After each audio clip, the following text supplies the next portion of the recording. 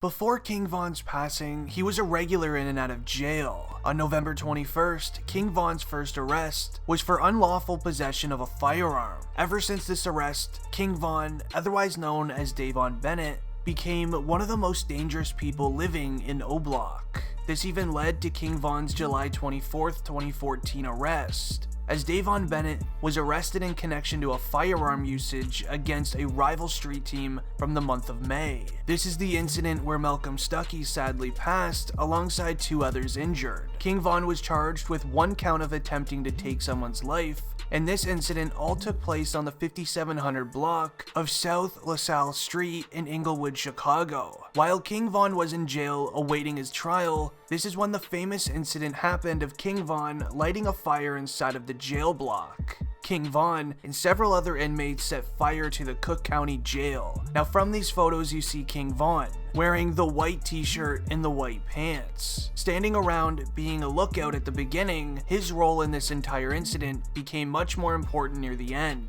While another inmate is standing around the exit sign above the white door, that inmate's job was to block the surveillance camera that feeds into the guard's lunchroom. With the entire cell block knowing that the inmate's lunch break is ongoing, King Von and several other inmates grabbed a few shirts and clothes from their jail cells, created a massive pile of them near the guard's office, and the inmates let fire to the Cook County Jail block. Now when the fire begins, you see King Von walking towards the corner of the screen before making his way around the entire jail block, grabbing extra clothing from other cells. Once adding them to the fire, King Von is then seen walking up the stairs into his own jail cell. With the cell block clouding up in smoke, the camera's vision then becomes blurry. With the fire alarms now going off at this point, it wasn't long until the guards barge into the room and handle the situation. But with the guards handling the situation, a few inmates had different ideas, as a few inmates went after some of the guards, and things got ugly from here. Now luckily, King Von sat in his jail cell, pretending like he had no idea what was going on, as his trial was beginning and he didn't want to jeopardize his release. This then led into King Von being released from jail, as Lil Durk then forced Von into the studio to begin his music career.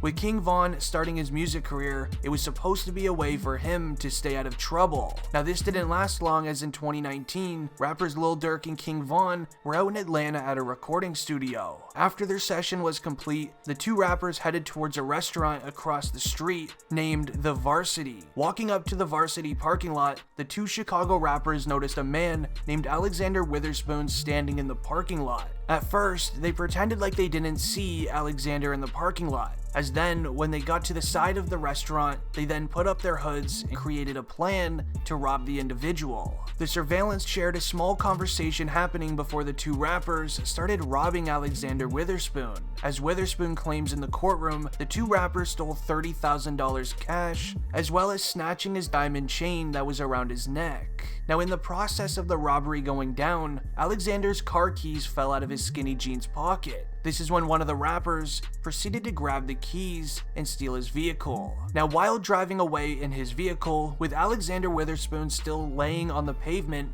one of the rapper's arms then stuck out of the passenger door window. Whoever was sitting in the passenger seat then used a firearm towards Alexander Witherspoon before quickly driving away from the scene. It wasn't long until an arrest warrant went out for Lil Durk and King Von's arrest. Before turning themselves into jail, Lil Durk released his hit song Turn Myself In, claiming that he is innocent in this case and will get through it with no issues. Now with the 2 rappers sitting in jail awaiting for their trial to begin, this is where King Von wrote most of his greatest hits. During this moment in jail, this is where King Von wrote his famous song Took Her to the O, which he then later released after getting released from jail, as the judge in this court case ended up letting the 2 rappers free on bond. Lil Durk's bond being $250,000 had King Von set at $300,000. There was also conditions made that neither of the rappers are allowed near firearms, and they can't have any contact with anyone inside of the court case. This means that King Von and Lil Durk had a restraining order against each other, and they were not allowed in a certain meter distance to each other. Now this is the actual reason as to why Lil Durk wasn't with King Von on the sad day that he passed. as on October 30th, 2020, this is when King Von released his debut studio album titled Welcome to O'Block. As on November 6th, this is where King Von, with a select few friends, family members, and business partners, all met at a club in downtown Atlanta, celebrating the release of his newest album. It's important to know that Atlanta has the highest crime rate involving rappers, but once arriving in Atlanta, King Von's manager secured an Airbnb for the night before heading to the club.